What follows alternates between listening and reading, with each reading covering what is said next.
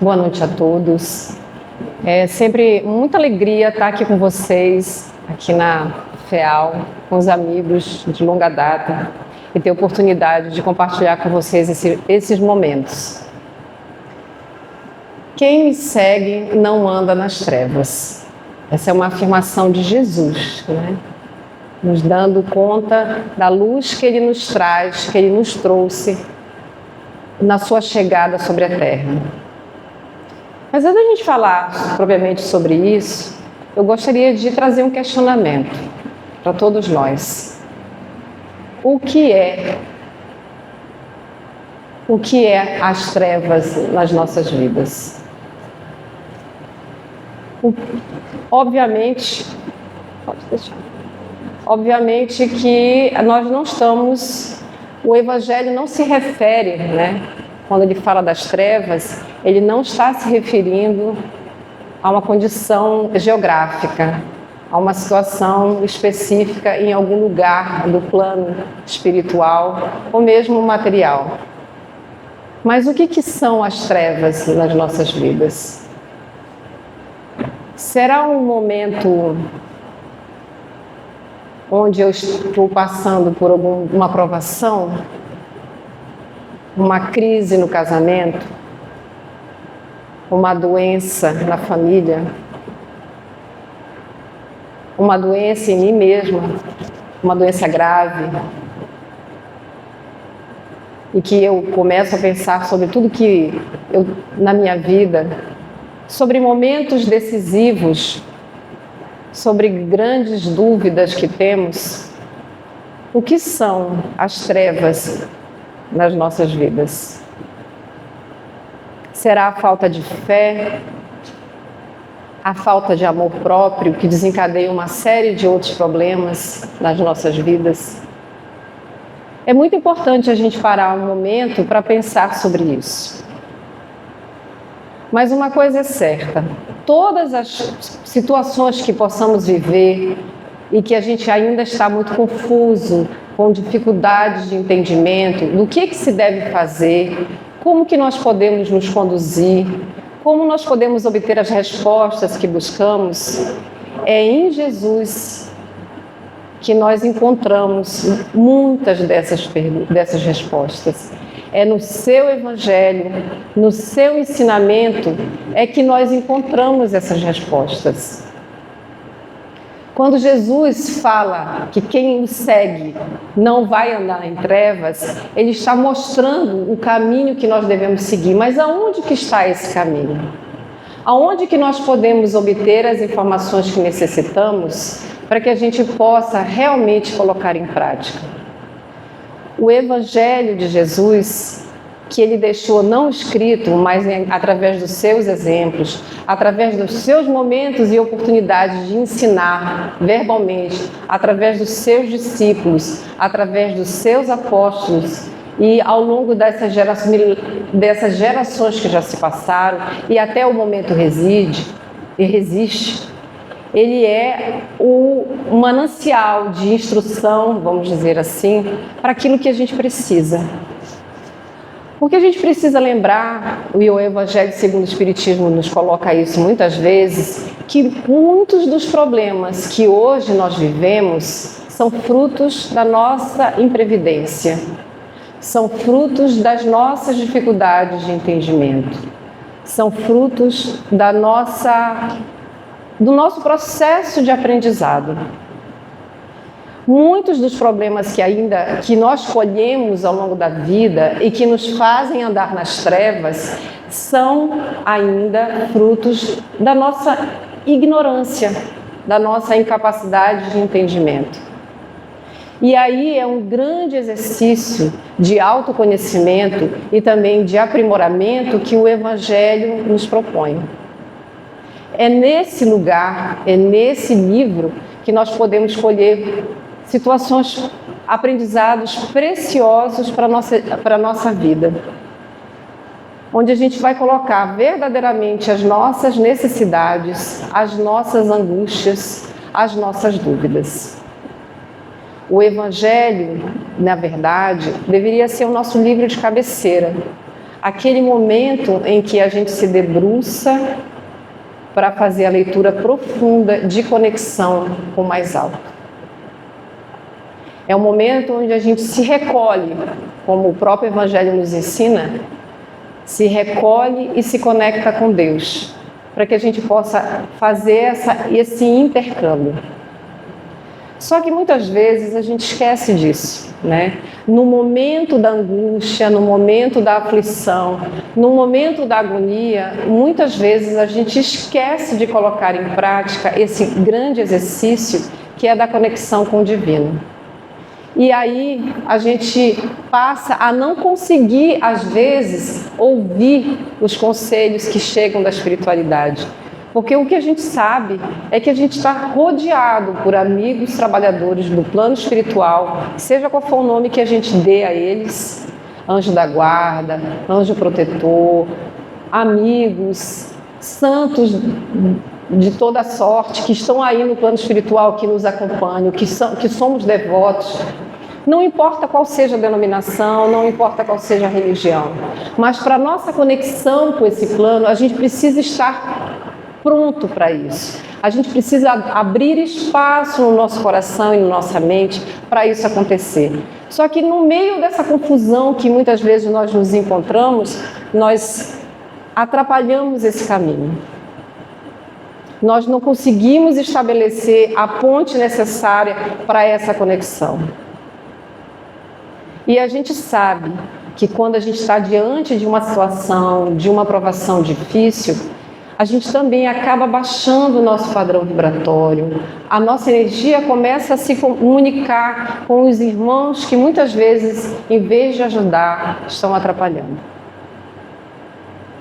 E aí a gente esquece de fazer o exercício necessário para elevar esse pensamento, para que a gente possa se comunicar.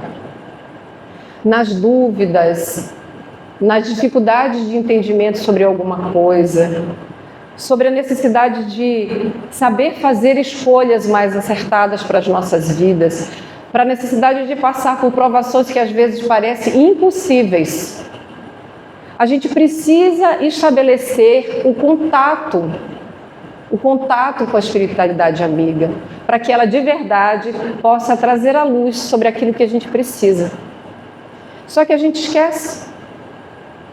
E é a hora que a gente precisa se conectar, é a hora da nossa prece, da nossa oração, onde a gente vai tirar as sombras que impedem que a gente realmente estabeleça esse contato. Muitas vezes, os processos difíceis que nós passamos são as provas do dia a dia. O Espiritismo nos ensina isso. O nosso Consolador Prometido nos ensina que todos nós estamos passando em processos evolutivos por provas que fazem com que nós possamos nos elevar, crescer um pouco mais, aprimorar nosso conhecimento, nosso autoconhecimento e nossa experiência sobre a vida, para que a gente possa aprender a amar de verdade a nós mesmos e os nossos irmãos em luta. Para a gente poder fazer isso, a gente precisa estabelecer esse canal direto. Só que na hora da dificuldade, existe um batalhão de irmãos que nos seguem, que podem nos influenciar negativamente, que podem escurecer nossos pensamentos e até nos induzir a situações difíceis. São os chamados processos obsessivos que nós vivemos e que é tão comum as pessoas buscarem as casas espíritas buscando o apoio espiritual sobre isso, sem saber o que fazer, sem não entender o que acontece. E é a partir dessa vivência é que ela começa a compreender a questão fluídica, a importância de cultivar bons pensamentos, a importância da gente cultivar boas ações no bem.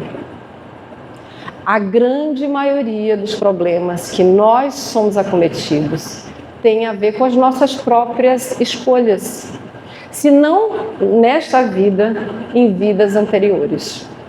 estamos todos, em alguma medida, colhendo aquilo que nós plantamos. Como é que a gente desata esses nós?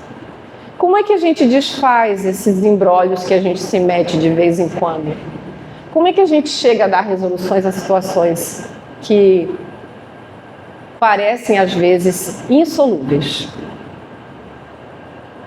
Nas terapias espirituais, a gente conversa muito sobre isso. Do entendimento que o próprio Espiritismo nos traz das nossas mazelas do passado e das nossas mazelas presentes. Das escolhas que fazemos, do que somos. Tirar um pouco a ideia de que as outras pessoas, as pessoas que estão ao nosso redor, é que são culpadas de algumas situações que nós padecemos, que nós vivemos. Qual é a minha cota de responsabilidade sobre isso? Qual é a minha parcela de atitude, de ação, para que alguma coisa na minha vida possa mudar? Muitas vezes a gente permanece preso diante de determinados fatos e não consegue dissolvê-los, vamos dizer assim, resolver os problemas, porque a gente não quer enxergar, porque a gente não quer saber da resolução, porque a resolução mexe com a gente, porque a resolução necessita do nosso empenho, porque a resolução pede de nós uma ação e uma atitude. Só que a gente está dentro de uma zona de conforto e que muitas vezes é incômodo sair. Como a própria palavra diz, zona de conforto é onde eu me acomodei por um certo tempo. Mas Deus, em sua infinita misericórdia, nos puxa para alguma situação onde a gente acabe por ficar desconfortável para sair disso. E em todo esse processo, a gente precisa entender o quão é importante a prece, o quão é importante entender as bem-aventuranças que o Evangelho nos traz. Ser pacíficos, ser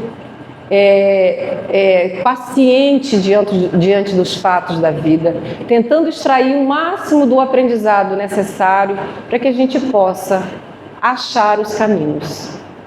Tudo isso está lá, dentro do Evangelho. Tudo isso está lá dentro de cada página que a gente pode, pouco a pouco, sondar.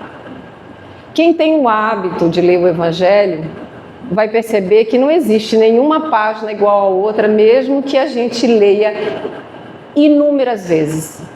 Em cada momento que a gente possa estar vivendo alguma circunstância, há de ter um aprendizado que você não parou para prestar atenção naquele momento, no momento anterior.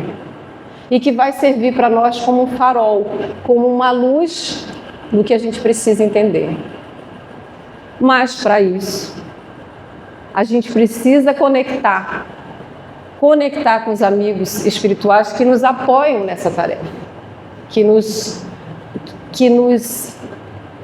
amplia o horizonte, que nos faz perceber um pouco mais além do que às vezes a gente consegue. O que é uma pessoa que vive sem o Evangelho? O que é uma pessoa que desconhece a doutrina espírita ou que não tem uma espiritualidade mais elevada? Ela só consegue enxergar o agora. Ela só consegue enxergar esse momento. Ela não compreende as vicissitudes que a vida traz, ela não consegue tirar lição dali e ela vive focada num metro quadrado restrito. O que o Evangelho vai fazer com a gente? Ele vai expandir os nossos olhares. Ele vai buscar situações onde a gente consegue colocar em prática nas nossas vidas, no nosso comportamento no dia a dia, na nossa conduta com as pessoas, na forma da gente atuar com os outros. Como eu devo agir diante de situações difíceis? Qual é a fé que eu preciso desenvolver? Quanto mais a gente busca esse autoconhecimento e essa aprendizagem, mais fácil é dar luz à nossa existência, à nossa vida. Portanto, o convite é esse. O Evangelho no Lar é um instrumento fantástico. Colocar isso nas nossas casas como prática constante, não importa se é o Evangelho segundo o Espiritismo, o Evangelho no meio da família, dentro das dificuldades vivenciadas, a gente consegue higienizar o ambiente que a gente vive, muitas vezes carregado de energias pouco salutares, propagadas muitas vezes por nós mesmos, por situações que às vezes a gente, num momento de raiva, de angústia, de temor, impregna no nosso espaço. É nele que a gente consegue achar a paz, a calma necessária de agir. Quem já teve essa experiência de passar por situações de dor, de sofrimento intenso e que encontrou no Evangelho um espaço para isso, um espaço de conforto e de calma.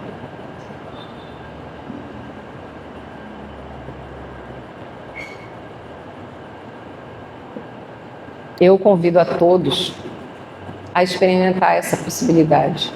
Quem nunca colocou o Evangelho no lar em sua casa, 15 minutos de leitura. 15 minutos de leitura para que a gente possa conectar com o mais alto, com o divino.